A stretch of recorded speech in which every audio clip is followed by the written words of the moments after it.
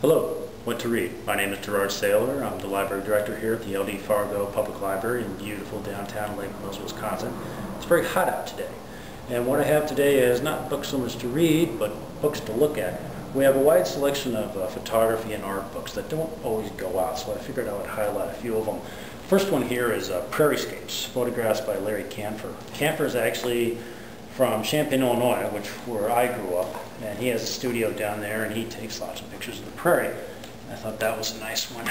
And sometimes there's a bit of a cop-out. For instance, this one, University and Prospect, that's not in the prairie, it's in town, but that's all right. He's got some really nice rural shots, landscape shots, and that's a nice one. They're just fun to look at, have them out on the coffee table, take a look at them. And Champaign is down in central Illinois. There's nothing that screams out central Illinois more than me, really, than these fences, these snow fences that you find everywhere along the side of the road. Next here is Disfarmer. He was a photographer during the Depression in rural Arkansas, and he was the only portrait photographer in town, and he took all sorts of shots. And usually they're full body shots, and less than half of the time people are smiling, and so you get these kind of dour but waiting expressions, like he was giving them really specific directions for all his photography. He was telling them what to do.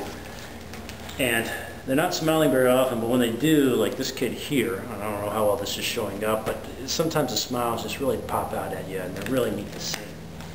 Another neat one is snakes. This is as much a book about snakes as photography, but the photography in it is absolutely fantastic. Here's a 2-page spread of something scary looking.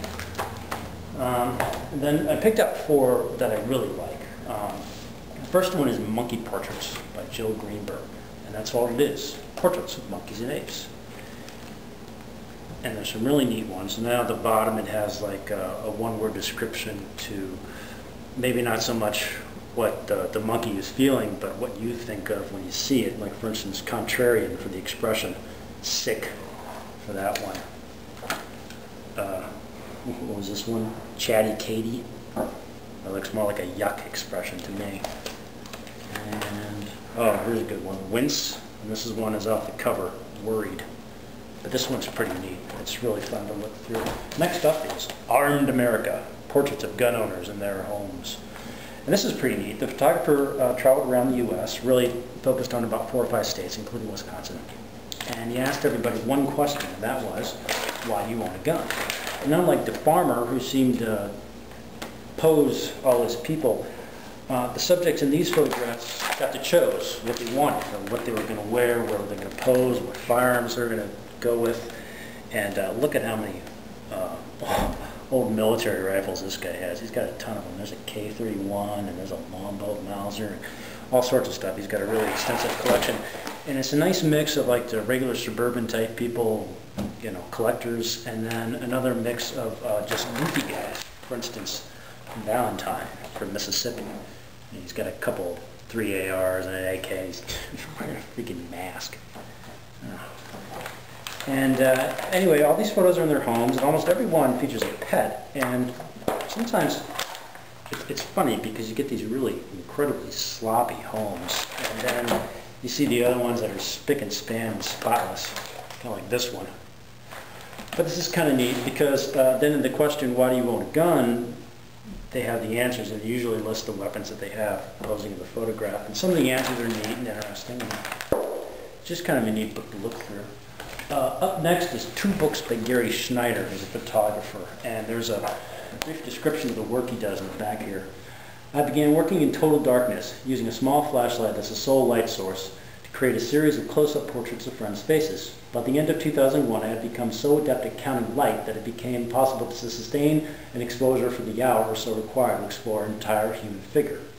So what he does is he counts out loud for the full hour, and it's memorizing both for him and for the subjects, and so everybody just sits right there. And the first one here is got a bubble right down the middle of the cover bear. These are all portraits. They're done in black and white and in color. And so these exposures, I would guess, they're just the face. I don't know, a half hour he took them. But what he does is he takes a pen light or a flashlight and just shines a little bit, shines a little bit, shines a little bit, and highlights different pictures of the face. And they come out looking pretty crazy. It's this one more on the other one, but on this one you know, you can get all the philosophical underpinnings of art and what is art and all these other things. And there's a big long essay or two in there explaining about that. But you really kind of, you look at somebody in a different way. And this next one here, almost all these books I bought with a grant about two years ago from the estate of somebody who owed us their money. I bought a whole bunch of art books. And some of them didn't check out. And this one, for instance, never checked out at all for obvious reasons. People, I don't know, they're embarrassed to check out a book on nudes. But if you're like me, of course, the first thing you look at when you see what a photograph is, you look at the genitals. That's okay. That's normal. You can do that. It's okay to check out the book, take it home, look at it. If you have a cocktail party, this would be the perfect book to lay down on the coffee table just to try to get conversation started or maybe see what the reaction is. And if you do have a cocktail party and you do that, make sure you invite me. But here's one, Alexis from 2004. Yeah, and you know, even in the lighting, I mean, he highlights certain areas, like, I mean, it's right in the middle there, right around her groin, and then up here on her face. And then there's another guy here.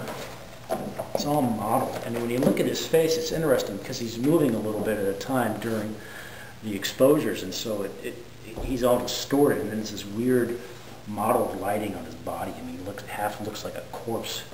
One warning though, if you get creeped out by naked dudes, a couple of these guys have erections, which is kind of creepy when you see it at first, but that's the way it goes. So, I mean, we've got a lot of really good photography to look through. We also have some really good guides on photography, especially digital photography. I just bought one the other day. It's not on the shelf yet, but should be in a few days. And that's what's to read. If you have any suggestions that you would like me to talk about on camera, feel free to know. If you're too embarrassed to check out the nudes book or any of these others, let me know. I'll check it out for you so you won't feel so goofy. Anyway, I'm Gerard Saylor from the LD Fargo Public Library in Lake Mills, Wisconsin, and that's what's to read.